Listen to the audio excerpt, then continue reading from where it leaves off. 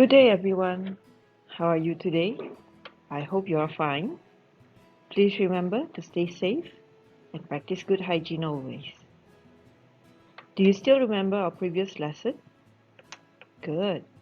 In our previous lesson, we learned how to use sequence connectors to talk about events. Today, we are going to learn describing a process using sequence connectors. Because this lesson will take quite a while, so I've broken it up into 3 parts. So this is the first part. Okay, so we will have part 2 and part 3 after this. Are you ready? Alright, let's go.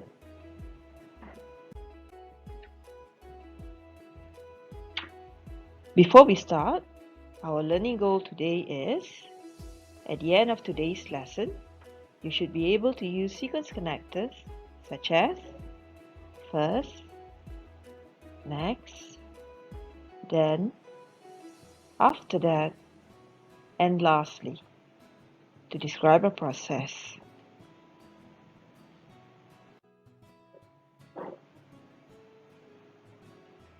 Our topic today is how to make tuna sandwich. Before we begin, you have to get ready with the worksheet that I have sent to your parents before this.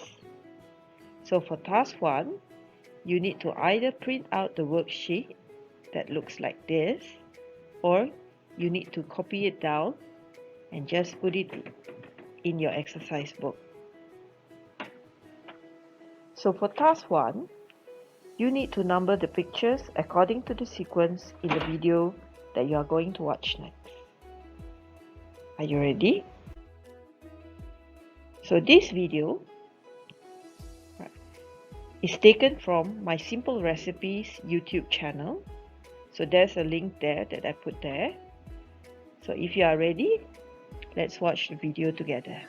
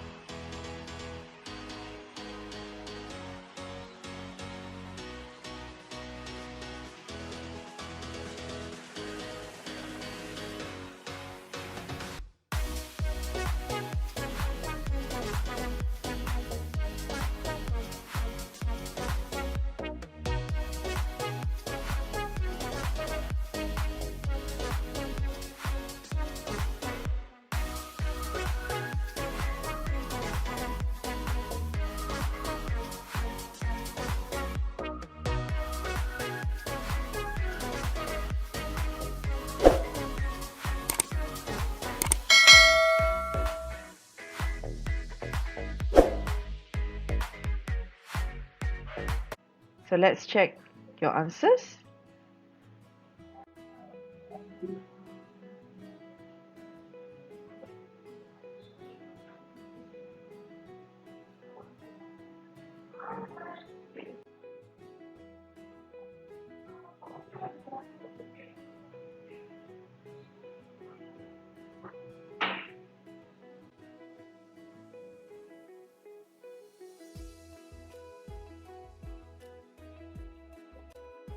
So did you manage to get all correct? Very good. So what are sequence connectors? Sequence connectors are words that we use to show sequence in an event or process, or perkataan bagi menunjukkan sesuatu turutan. Example: first, next, then, after that, and lastly. So, if you look at the sequence of pictures again, so the first picture, this is the second part of the process, this is the third part of the process, this is the fourth part of the process, and this is the last part of the process in making a tuna sandwich.